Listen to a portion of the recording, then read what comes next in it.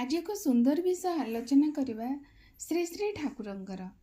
तो वर्तमान आमर भाद्र परिक्रमा चली श्री श्री ठाकुरंकर जन्ममास से मास भरी आमर ठाकुरंकर जन्मदिन पालन कराए। तेणु आम मैंने आलोचना करवा निश्चिंत भाव में आम प्रत्येक दिन भाद्र परिक्रमा माध्यम अनेक सत्संग करूँ सेठिकी जाऊ से आज गोटे आलोचना रखा जे प्रकृत में प्रत्येक मनीष चाहती जे ठाकुर को आम आम मानकर प्रथमे मंगल हो माने मनीष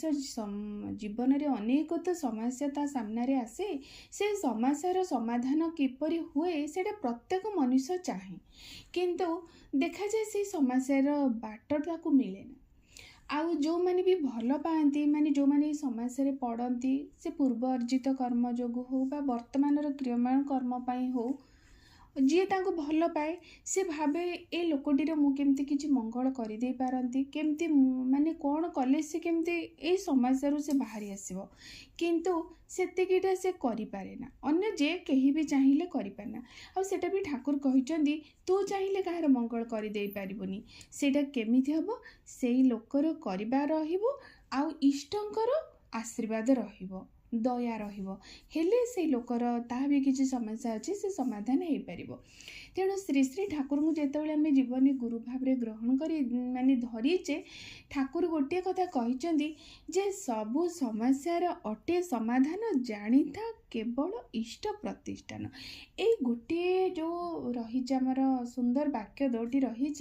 जे जदि गोटे मनीषर जेते भी समस्या आसूची तार समाधान केवल इष्ट प्रतिष्ठान माने इष्ट प्रतिष्ठान माने कौन आम से बुझा ना इष्ट को प्रतिष्ठा करने कौटी ना मो हृदय रे आउ मो परिवेश रे ए दुईटे जितेबाला मनीष करदेव सेतबेले ता जीवन रे सबु किछिर समस्या ता पाखरे से हेइजिवो।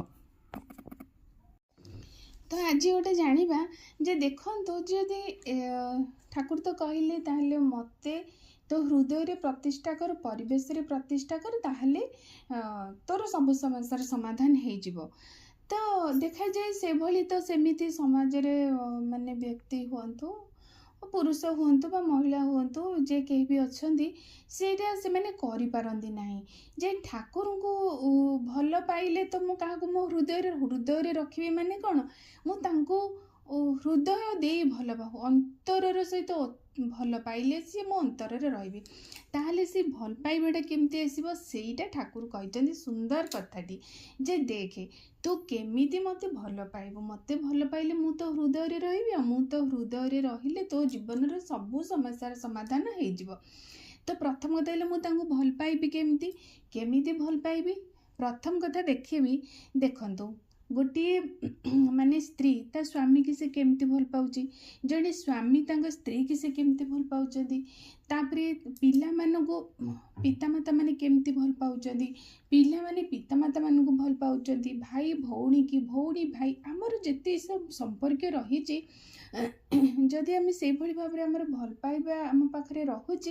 तांको पई आमे किछि भी करि दे पारुचे माने जदि देखंतु जदि किछि मो परिवार गोटे असुस्थ कहार भी रहिला ताहले मो पाखरे सेतिकी अर्थ नाही किंतु मु एते भल पाए मो परिवार को पाई बोली मु जाई कहा पाखरे मध्य हाथ पाती दो जे मते किछि आवश्यक अर्थ अछि मते दियंतु मु तांको तांकर शरीर सुस्थ करिया पाई माने डाक्टर को देखई पारिबी सेटा केतेबेले आसुची जन को से भले जने भल पाइले भल पाइबाटा पुणी केमती आसिला प्रथम कथला तांको पाखरे मु माने रहिली प्रत्येक दिन मु तांको पाखरे रहुची द्वितीय कथा है तांको पाई मोर किछि करिबार रहिछि माने पिला मानक पाई पितामाता मानते तो माने करंती निश्चिंत भाव रे से तांकर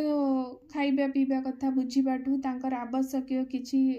व्यवस्था आम पितामाता माने करती सेटा भाई भौणी हुंतु बापा माँ हुंतु बा भौणी भाई हुंतु परिवार जेते आमर संपर्क रही जोड़ा क्लोज संपर्क जेतेबेले आम तांको सहित आमर कंटिन्यूअस भाव में लगातार भाव में किछि करिबा रही पाइबा रही एटा जेते कंटिन्यूअस रहुची सेतेबेले सेठी गोटे गभीर भल पाइबा सृष्टि होची आ सेई भल पाइबा फल रे जहा मध्य आमे करि पारुचे। तेणु श्री श्री ठाकुर କୁହନ୍ତି ତୁ ମୋତେ ସେଇଭଳି ମୋତେ ଭଲ ପା, ତୋ ପରିବାରର ମୋତେ ଗୋଟିଏ ସଦସ୍ୟ କରି ରଖ। ଯେମିତିକି ଗୋଟିଏ ମିଠା ଆସିଲା ବେଳେ ଯେତେବେଳେ ମୋ ବାପା ମା ଭାଇ ଭଉଣୀ ପୁଅ ଝିଅ କଥା ମନେ ପଡ଼ୁଛି ସେତେବେଳେ ତୁ ମୋ କଥା ବି ଭୁଲି ଯାଏନା। ମୋତେ ବି ଭାବେ ମୋ ଠାକୁର ହିଁ ଅଛନ୍ତି, ତାଙ୍କ ପାଇଁ ବି ଏଠି ଗୋଟିଏ ରସଗୋଲା ତାଙ୍କ ପାଇଁ ବି ଆବଶ୍ୟକ। ପୋଷାକ ପତ୍ର ଆସିଲେ ବି ମୋ ଠାକୁରଙ୍କ ପାଇଁ ମୁଁ ଭାବିବି। ମୋର ଯାହା ବି ମୋ ପରିବାରର ଦୁଃଖରେ ବି ମୁଁ ତାଙ୍କ ସହିତ ଭାଗି କରିବି, ସୁଖରେ ବି ତାଙ୍କ ସହିତ ମୁଁ ଭାଗି କରିବି। ଯେତେବେଳେ ଏଇ ଭାବନା ଗୋଟେ ମଣିଷରେ ଆସିଯିବ ସେତେବେଳେ ସେ ତାଙ୍କ ପାଇଁ ହେଇ ଉଠିବ, ଆଉ ହେଇ ଉଠିଲେ ତାଙ୍କ ପାଇଁ ସେ କରିବ। ଆଉ ଯେତେବେଳେ ସେ ଇଷ୍ଟଙ୍କ ପାଇଁ କରିବ ସେତେବେଳେ ତା ଜୀବନର ସର୍ବ ସମସ୍ୟାର ସମାଧାନ ହେଇଯିବ। ଏଇଟା ହେଲା ବାସ୍ତବ କଥା, ବହୁ ପରୀକ୍ଷିତ। ଯେଉଁମାନେ ବି ଚାହୁଁଛନ୍ତି ଆମ ଜୀବନରେ ଅନେକ କିଛି ଦୁଃଖ ଯନ୍ତ୍ରଣା ରୋଗ ଶୋକ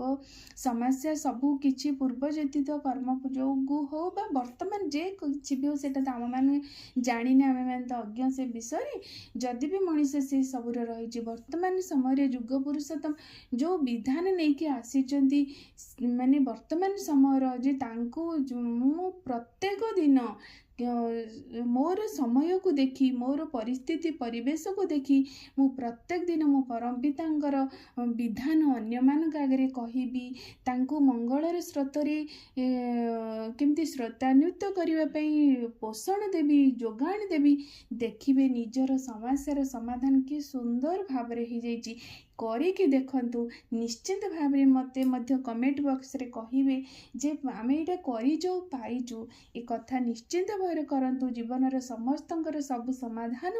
ଦୂର ହେଇଯାଉ। ଏଇଟା ହିଁ ମୁଁ ଠାକୁରଙ୍କ ପାଖରେ ପ୍ରାର୍ଥନା ରଖୁଛି, ମାନେ କରୁଛି। ଆଉ ସର୍ବଶେଷରେ ପୁଣି ସମସ୍ତଙ୍କର ମଙ୍ଗଳ ପ୍ରାର୍ଥନା କରି ଏଇଠି ମୁଁ ଭିଡ଼ିଓ ରଖୁଛି। ରହୁଛି। ଜୟ ଗୁରୁ।